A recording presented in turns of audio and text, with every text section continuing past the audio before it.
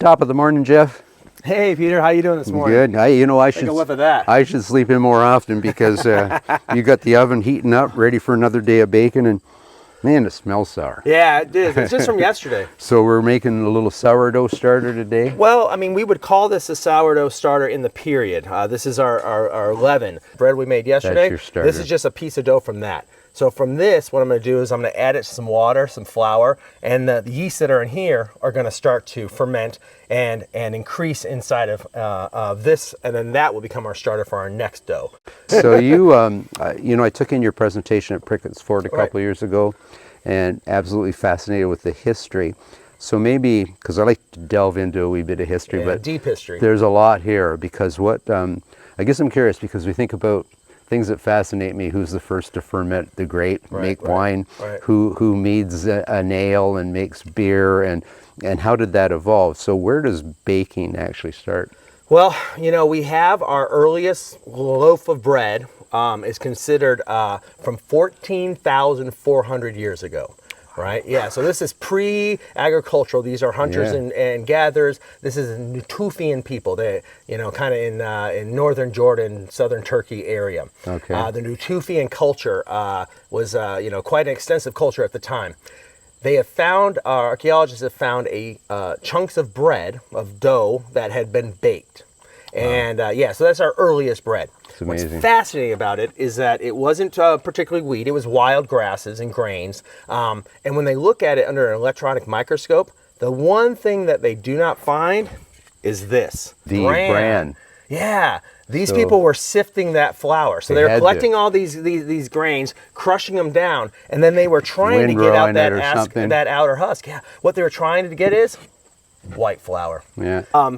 So they were trying to get off that outer bran. I mean, this is all fiber, but it doesn't have any of that heart of the grain, the flour. You know? And we're after this flour primarily because it has stretchability. Do you know what makes it stretch? No. Gluten. Gluten is what's making that bread stretch, right? That's what's making this dough from yesterday be supple and stretchable. We're able to take it and kind of pull it apart. You can even kind of see through it.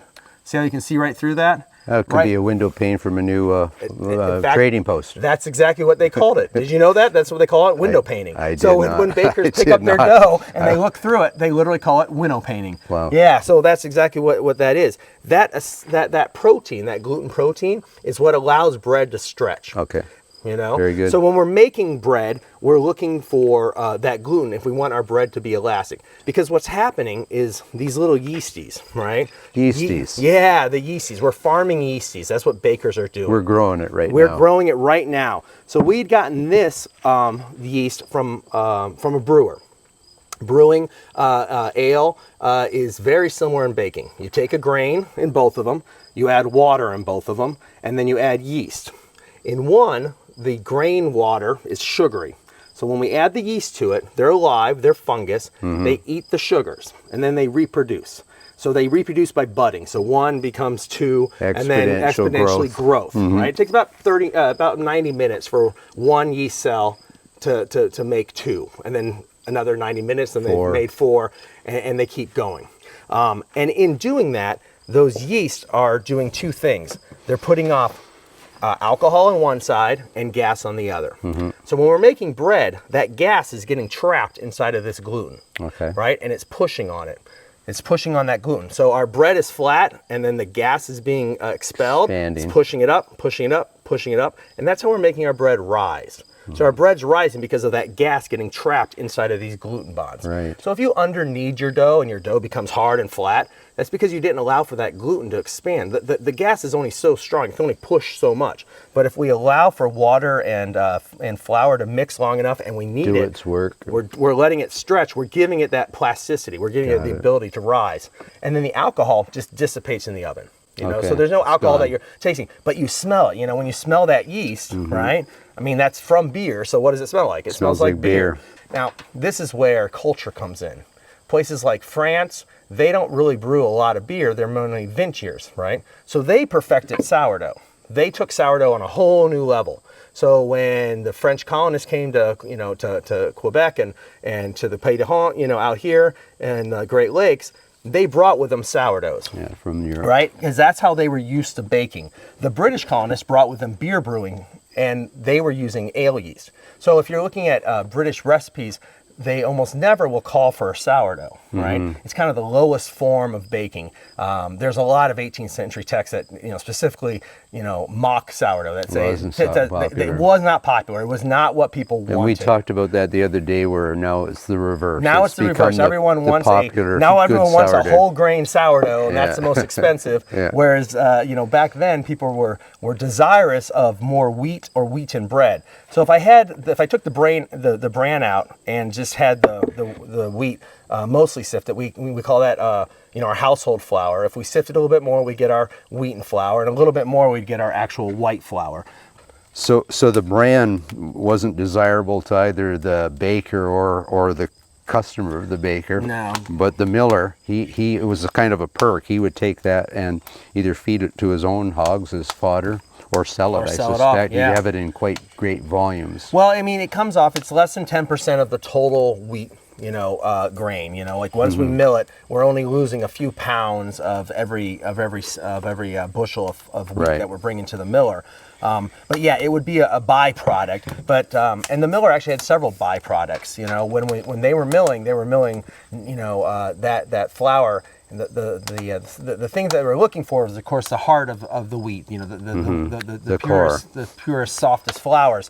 But there's also sharp flours. We call them semolinas now. They call them middlings, and those would be sold to the ship's biscuit maker. That they weren't really great for bread, but they worked perfectly well for biscuits. And so, they were able to sift it. I mean, the 18th century technology for milling was quite advanced, more advanced than we would think it was. But yeah, so this was gotten rid of.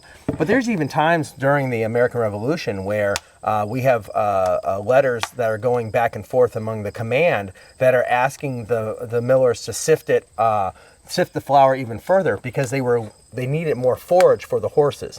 So the soldiers were getting whiter flour than expected because the horses need more of that. Right. That sometimes the trade-off was, this was sometimes the byproduct, but sometimes this is what's going to keep your horses alive. Yeah. So it really just depends on the situation. How about the science behind the oven we're using? Yeah, so this oven is, thousands of years old. And the thing that I find most fascinating is that when I go around the country baking, I baked at a lot of places where a lot of tourists and visitors are there from around the world. And I'll be here baking, and someone will walk up and they're like, I'm from Poland. We have an oven just like that. Czechoslovakia. Exactly. I'm from Nairobi, and we have an oven just like that. Yeah. I'm from Egypt, and I'm from Guatemala, and we have an oven like that. Why? Because ovens are kind of universal, and so we had to figure out how to contain that heat, put our food inside of it, and use that collected heat, that radiant heat. And what we're getting here is radiant heat, conductive heat, as well as the circulatory heat of convection. Yeah. So when we're completely finished taking with the fire, getting our oven all the way heated up, we'll pull that whole fire out, and we'll use all three types of heat on it. In building this, we did our own research, quite a bit of it. It's getting nice and warm now. Oh, yeah, we're getting close to cooking or baking. That formula of roughly 66 to 33% for door height to inside of the dome height. Right, the golden ratio. That's essential for that convection to happen. For that convection. So yeah, it allows us to put our hand here with no problem because the cold air is coming in on the bottom. Yeah. But I can't keep my hand there for very long because the cold air is coming in, stoking that fire, the heat's going up, around, and then out this top. It's interesting, Jeff, we're getting more and more historians visiting Kelly Station, and when they're here, I like to pick their brains. For sure. Somewhere down in here.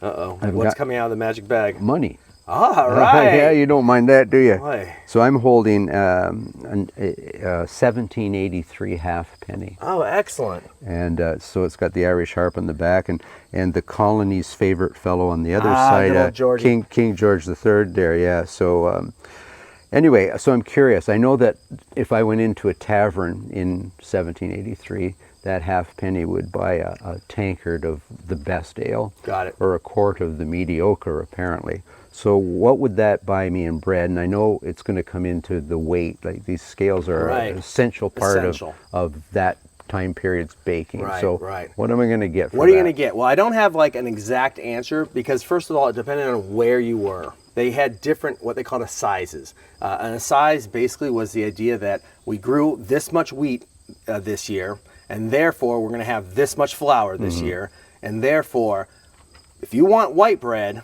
we're going to only be able to serve you a little bit of white bread, because if we all ate white bread, all the rest of the wheat, what are we going to do with it? We're just going to feed it to the animals, And they right? couldn't- And we won't be able to feed everyone. Right. And so what we do is we make the price different. Yeah, price range The price that is varies. based on weight.